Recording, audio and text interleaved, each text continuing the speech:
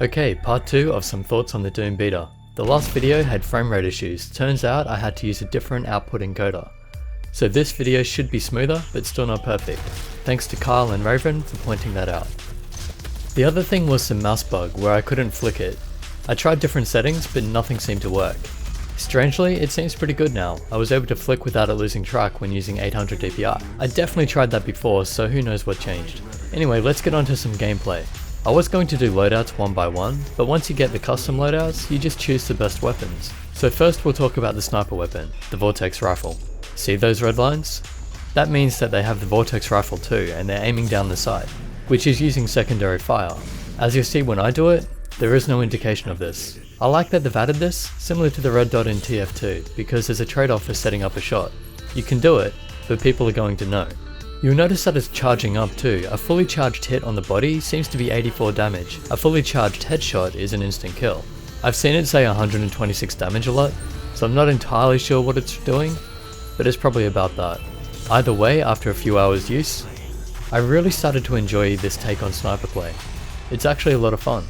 Next, not so much to say about the shotgun, but yes, slow reload time, but a high amount of damage up close. The thing is, if you're getting that close, it seems better to go for a fast hit, and then the glory kill. Although I'm still not sure of the rules of the glory kill, and I'm also not sure where the shotgun will actually fit in. Maybe it will be better. But I am sure it'll have a loyal fan base that will master it. The heavy assault rifle is rapid fire, decent damage from distance, but slightly inaccurate. I'm going to need a lot more practice with it because I couldn't get many kills using it at all. And the secondary fire is just aiming down the scope, so unless they increase the damage on it, I'd probably recommend using other weapons even if you're not used to them. A better choice in my opinion is the lightning gun. Slightly less damage but more accurate and faster, just no good at distance. It's a mid-range weapon, very similar to the lightning gun in Quake. 8 damage for body hits, 10 damage for headshots. I've read that the secondary fire will remain wherever it hits, so on walls, enemies, whatever, further damaging people that go near it. Direct hits only do 5 damage, so it's a trade-off. It should be good to see how this actually plays out. Now the static rifle. I put this in my useless category in with the heavy assault rifle because I could barely get a kill with it. That's not to say it's bad, it's just I'm no good with it, and at the moment I don't think it's good. The one thing I do like about it is that it charges up as you walk, so that should be motivating people to actually move. Maybe I need to get better with the guns, but to keep it competitive, I think these would be better off as third options in the loadout, so instead of just having 2 guns, you have 3. Or maybe just increase their power, so they become legitimate choices along with the rocket launcher, vortex rifle and lightning gun. Just quickly about the throwable items, the personal teleporter can be thrown like a grenade, and hitting the throw button again, you go to wherever it lands. I'm sure it'll be used for some frustrating and also hilarious kills, so I'm looking forward to messing around with that. And it can also be used to get items faster. Instead of jumping up the long way, you can just throw the teleporting grenade and get up there straight away.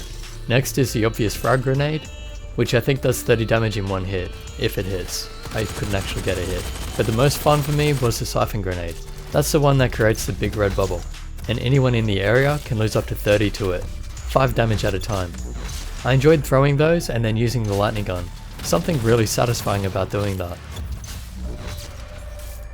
Lastly, we have the super weapon. The Gauss cannon, whatever it's called.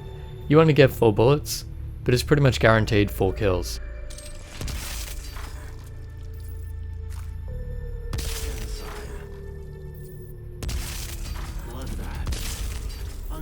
You don't even need to be accurate, just aim near them and it should get the kill.